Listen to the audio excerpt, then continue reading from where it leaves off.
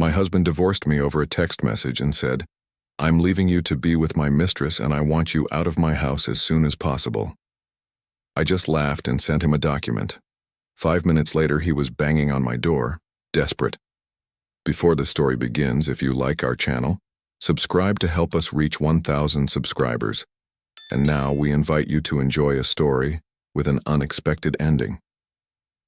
I never thought my marriage would end like this. Not with a conversation, not with one last look, but with a cold, emotionless text message. The phone notification lit up the screen as I was finishing the dishes. My heart was already exhausted, worn down by years of neglect, but nothing could have prepared me for those words. "Emily, I'm leaving you. I'm going to live with my mistress. I want you out of my house as soon as possible. Good luck." I read and reread the message, feeling the blood freeze in my veins. My house? The same house I helped buy? The same house where I decorated? Every corner where we spent countless nights together? I should have cried. I should have screamed. But to my own surprise, all I felt was relief. Because the truth is, I already knew. I had known for months that Oliver had another woman. The signs were all there. His business trips, the long showers washing away traces of cheap perfume, the nights he lay beside me without so much as touching me. But having it thrown in my face like this, so shamelessly, was the final push I needed. I took a deep breath, dried my hands on the towel, and with a smile I didn't expect to have at that moment, I replied with just one sentence. "Okay, just give me 5 minutes." Then I walked to the office, grabbed a document that had been sitting there for a while, and sent it to him. 5 minutes later, I heard frantic knocking at the door. Oliver was desperate, and I knew exactly why. The knocks on the door grew louder, almost impatient. Bam, bam, bam. I could feel Oliver's desperation from the other side. I could almost picture his face, probably pale, eyes wide, sweating bullets. But I wasn't in a hurry. I took my time, adjusting my hair in the living room mirror before finally opening the door. And there he was, the man who, just minutes ago, had sent me a text saying he was leaving me for another woman. Now, he looked like he was about to pass out. He clutched his phone in his trembling hand, barely able to form a coherent sentence. "Emily, what is this? What did you do?" I crossed my arms and tilted my head, feigning confusion. "What do you mean, Oliver? You were the one who texted me first, remember?" I gave him a slight smile. "By the way, what was that rush to kick me out of my own house?" His eyes widened even more as he swallowed hard. "Emily, can we talk? This can't be real." I let out a short laugh. He was panicking, and I knew exactly why, because the document I sent him wasn't an apology. It wasn't a desperate plea for him to stay. It was a copy of the house deed. The house that was entirely in my name. Yes, the same house he had just ordered me to leave was mine. From the beginning of our marriage, Oliver never bothered reading financial documents. He always trusted me to handle everything. After all, he was too busy working and providing for us. But what he never realized was that when we bought this house, I had paid the majority of the mortgage. And when we finally paid it off, I had the deed registered in my name. So, he wanted me out of the house? Wrong. He was the one who had to leave. "Emily, this is a misunderstanding," he stammered, his voice quieter now. "No, Oliver," I cut him off, locking eyes with him. "What you did was a mistake. You cheated on me, you neglected me, and now you expected me to walk away so another woman could take my place?" His mouth opened, but no words came out. He knew he had no excuse. "You have a choice," I continued. "Either pack your things and leave now, or I call the police." The desperation on his face was undeniable. He had never imagined I would be one step ahead. And in that moment, Oliver realized something he had never wanted to accept. I was no longer the weak woman he could control. The silence between us was heavy, almost suffocating.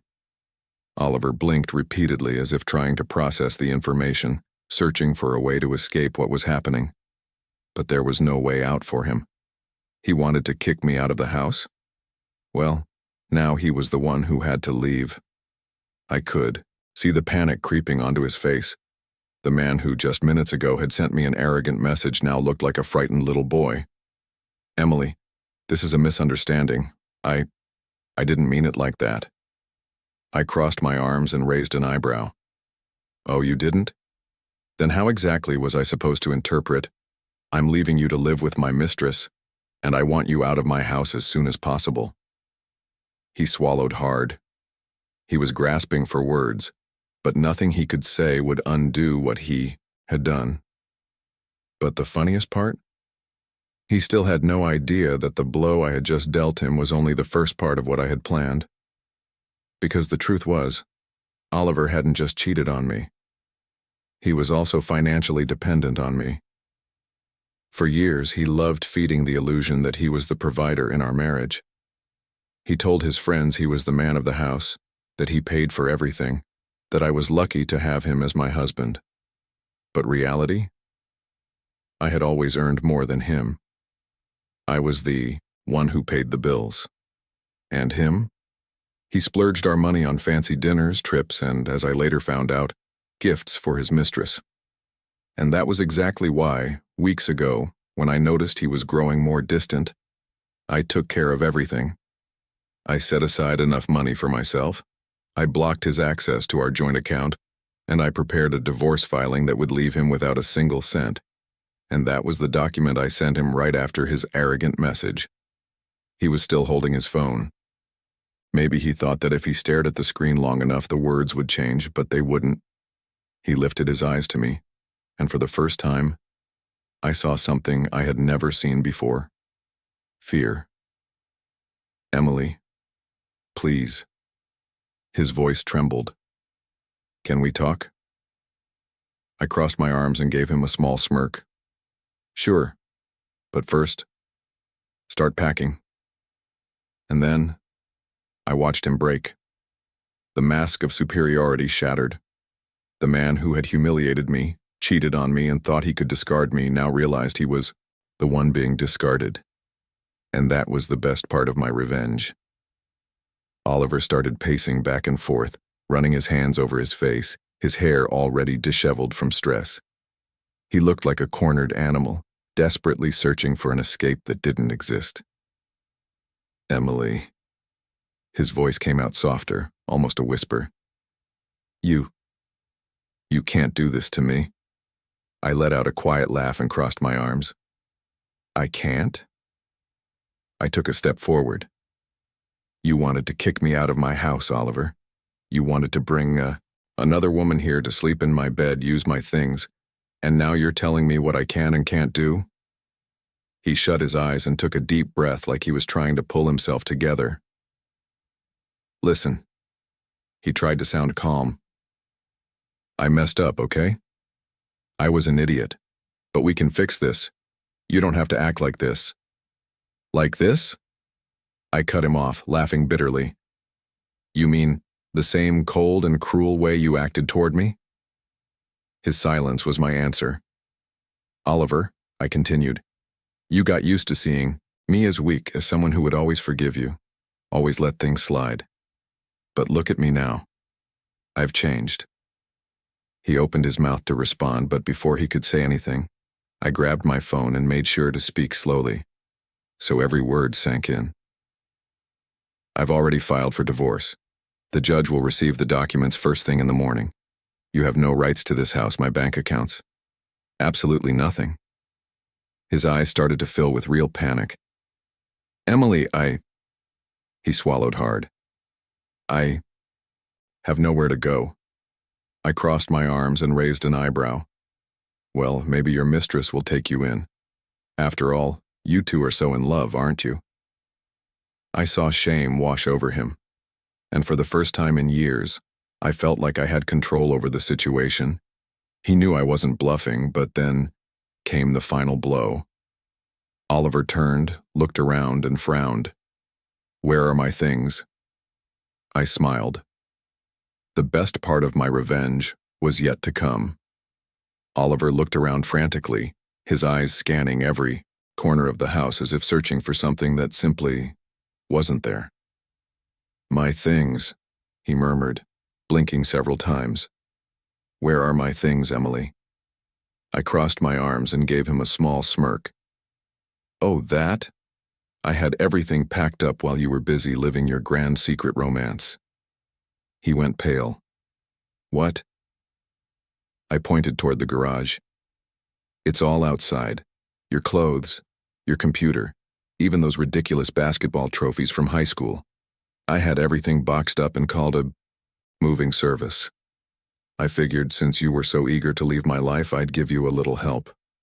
His eyes widened, his face now completely drained of color. You can't be serious. I tilted my head, pretending to think. Well, you didn't even give me a proper conversation before trying to kick me out of my house, so I figured it was only fair to return the favor. He walked to the door, opened it, and there they were. Several boxes stacked on the sidewalk next to tightly packed suitcases. Shock washed over him. For a moment, I thought he might actually pass out. Emily. His voice was weaker now, almost pleading. Let's talk. We can work this out. You don't have to do this. And that's when I realized something funny. He had never expected me to react like this. In his mind, I was always the woman who put up with everything, who swallowed every betrayal, every lie, every humiliation. But this Emily, the one standing in front of him now, this Emily didn't need him anymore. Oliver, I sighed, shaking my head.